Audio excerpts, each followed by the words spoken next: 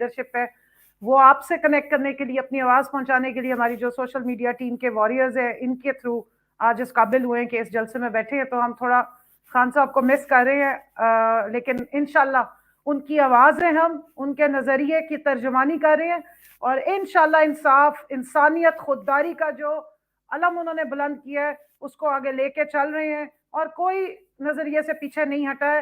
جہاں تک خواتین کی آپ نے بات کی ہے, میں صرف کوئکلی بتانا چاہوں گی کہ پاکستان کی 50% آبادی کو ہمیشہ پیچھے رکھا گیا, ان کو مین سٹریم پالیٹکس سے دور کیا گیا.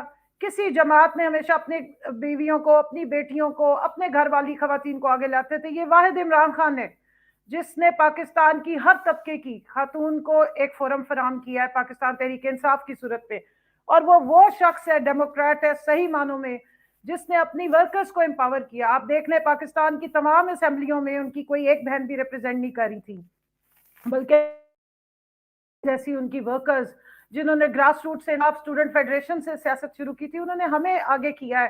مجھے دیکھ لیں, ملیکہ بخاری تھیں, زرتاج گل تھیں, اور کتنی خواتین اب ہمارے ساتھ, اور بہت ساری خواتین جو اس وقت شامل ہوئی ہیں اس ماشاءاللہ ولولہ انگیز قافلے میں.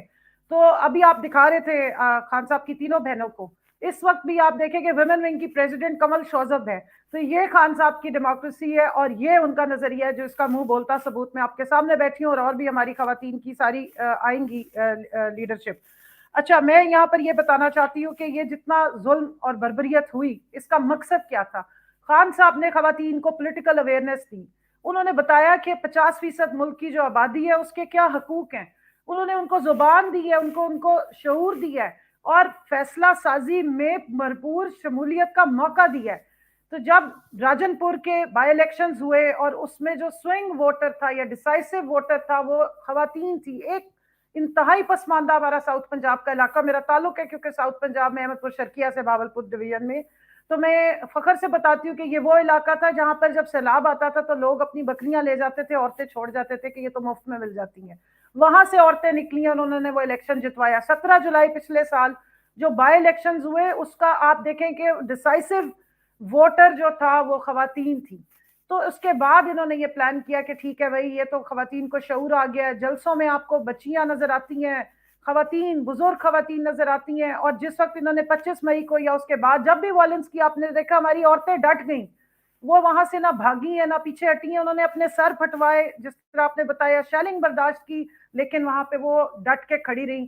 تو اس کے بعد انہوں نے کہا کہ اب خواتین کو ہم نشان عبرت بنا دیں گے. لیکن میں سننے والوں کو یہ بتانا چاہتی ہوں کہ آپ آنے والی 7 نسلوں میں جب یہ خواتین پہ جو ظلم کر رہے ہیں یہ ٹرانسفر کر رہی ہیں, یہ 7 نسلیں تک یاد رکھیں گی کہ اس ملک میں جو مسلمان کہلاتے ہیں, جہاں اقدار ہے, ہمارا کلچر ہے کہ لوگ اپنی بیوی کو, اپنی بیوی, بیٹی کو, بہن کو, عورت کو عزت دیتے ہیں, اس کو کھڑا دیکھے تو سیٹ پیش کرتے ہیں. وہاں پہ آج ان کو بیل نہیں مل رہی ہے, وہاں پہ ان کے 14 دنوں کے جسمانی ریمانڈ ہو رہے ہیں, 8 مہینے سے ان کو بغیر کیس چلائے درجنوں جھوٹی ایف آئی آروں میں اندر بند کیا گیا ہے. لیکن یہ بتا دوں, خوشخبری آپ کو دے دوں کہ عزم و حوصلے میں کوئی کمی نہیں آئی ہے. خواتین نہ ڈر کے بھاگی تھیں نہ ڈر کے بھاگی ہیں, لیکن ہم اپنے ملک سے محبت کرتے ہیں, اپنے آنے والی نسلوں کے لیے ہمیں پورا یقین ہے کہ ہم ڈٹ کے کھڑی ہیں, حق پہ کھڑی ہیں, اور پاکستان میں ہر فیصلہ سازی میں خواتین کا رول ہونا چاہیے. اس سے ہم پیچھے نہیں ہٹیں گے. جو شعور مل گیا یہ تو اب نسل در نسل چلے گا. تو انشاءاللہ 8 فروری کو خواتین ووٹ سے انتقام لیں گی, جو ایک سیاسی, ایک جمہوری ملک کا ایک جو دائرہ کار ہوتا ہے, جو آئین کے مطابق ہوتا ہے. ہم پہلے بھی آئین کے ساتھ چلے, ہم نے کوئی غیر قانونی کام پہلے بھی نہیں کیا, نہ ہمارے لیڈر نے ہمیں یہ سبق دیا ہے, اور انشاءاللہ آئندہ بھی. آپ بے شک آئین کو مت مانیں, مگر ہم آئین کو مانتے ہیں, ہم قانون کو بھی مانتے ہیں, اور اپنی ساری سٹرگل, اپنی ساری لڑائی انصاف کی بالادستی کے لیے اور آئین اور قانون کے بیچ میں رہ کے کریں گے. اور ساری خواتین کو میں پیغام دے رہی ہوں جو یہاں سن رہی ہیں, 8 فروری کو آپ نے نکلنا ہے, کیونکہ آپ جب نکل کے ووٹ ڈالیں گی نا تو انشاءاللہ ہمیں کوئی نہیں ہرا سکتا ہے.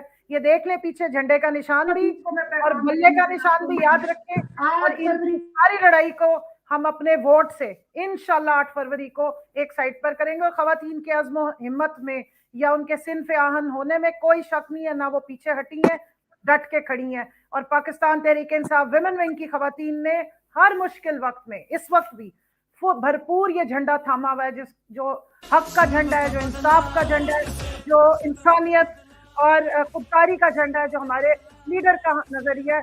इंशाअल्लाह ताला ला इलाहा चले इल्लल्लाह। कमल, आपका बहुत शुक्रिया, थैंक यू सो मच। आप खुशकिस्मत हैं कि आप इस पीटीआई वर्चुअल जलसे की पहली स्पीकर थी, और थैंक यू वेरी मच कमल, बहुत शुक्रिया आपका। अच्छा, अब हम इसको कंटिन्यू करते हैं, और मैं आप जो क्योंकि टेक्निकल कुछ चीजें हैं जिसकी वजह से थोड़े से प्रॉब्लम्स आ रहे हैं, और जबरान अगर आप मेरे साथ हैं जरा प्लीज जबरान को आप ले लीजिए 1 मिनट के लिए।